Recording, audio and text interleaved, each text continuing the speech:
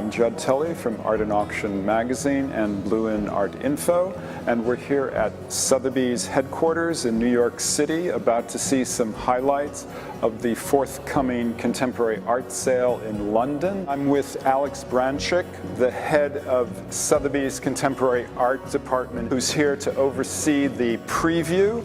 And I wanted to ask you, Alex, tell me something about the current hunger for top-rated contemporary art.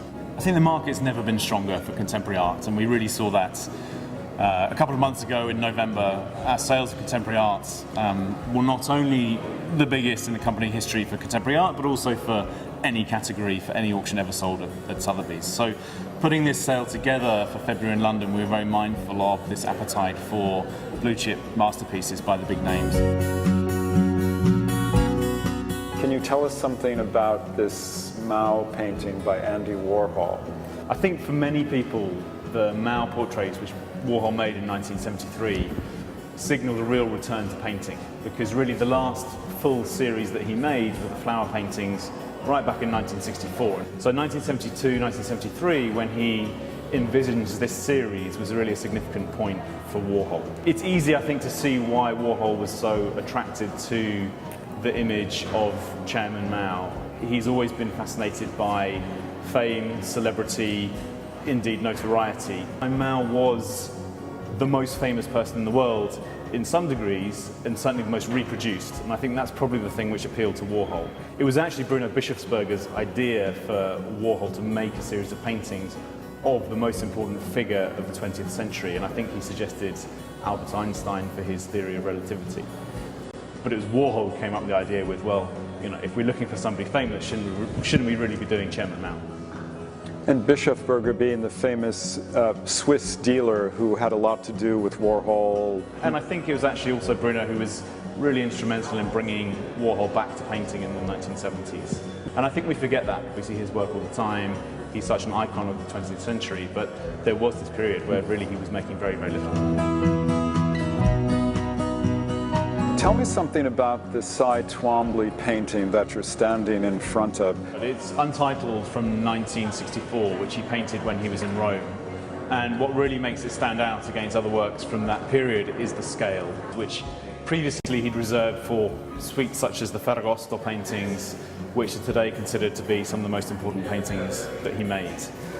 I love it. It's quintessential Cy Twombly. You have this very minimalist architecture of pencil line denoting a triptych format or even an altarpiece.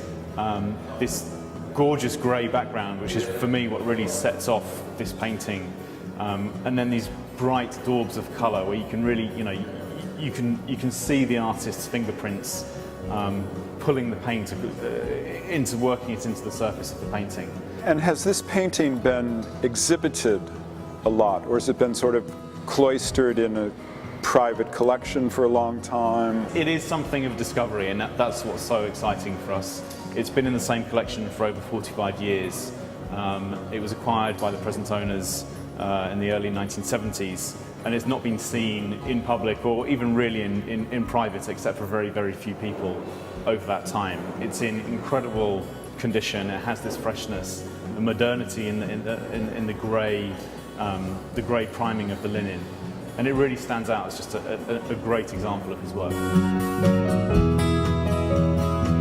You're standing in front of this grand Gerhard Richter painting. Apart from its great scale, deep colors, I noticed that since 2011, there have been something like 7 Richter paintings that have sold at auction for over $20 million, and I would assume this picture is in that league or above.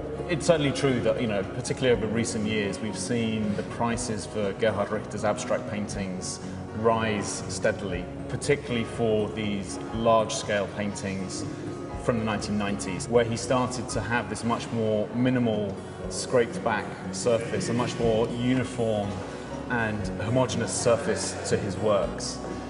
This work really stands out because it is from that period, 1994. It's called Wand, which means wall, translated into English.